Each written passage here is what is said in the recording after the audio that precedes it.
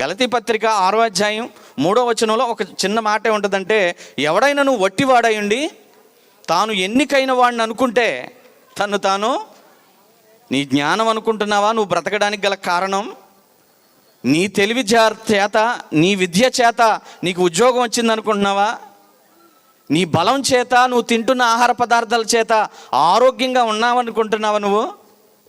ఏమండి, నీ జ్ఞానం చేత నువ్వు తెలివిగా మాట్లాడుతున్నావని అనుకుంటున్నావా? రిమోట్ కంట్రోల్ దేవుని దగ్గర ఉంది. ఆయన స్విచ్ ఆన్ చేస్తే ఆన్ అవుతున్నావు. ఏమండి, బండిని తయారు చేయడానికి ఇంజనీర్ గారు ఉన్నాడు, కారుని తయారు చేయడానికి దానికి సంబంధించిన వారు ఉన్నారు, ఈ బాడీని తయారు చేయడానికి దేవుడు ఉన్నాడు, నేల మట్టితో మనుషుడిని తయారు చేశాడు. దయతో జ్ఞాపకం చేసుకోండి ప్రియమైన వారలారా, నీ జ్ఞానం ఏమీ లేదు, అంతా దేవుని ద్వారా జరుగుతున్నావు. నువ్వు నడుస్తున్నావంటే కండరాలు సహాయం చేయాలి, జ్ఞానం సహాయం చేయాలి. ఏమండి, నీ మెదడు సరిగా పనిచేయాలంటే దేవుని సహాయం కావాలి. ఏమండి, దేవుడు లేకుండా మనకి ఏది కలగలేదు, సమస్తం ఆయన మూలంగా కలిగింది. అన్ని విషయాల్లో మనుషుడు విఫలమైపోయాడు.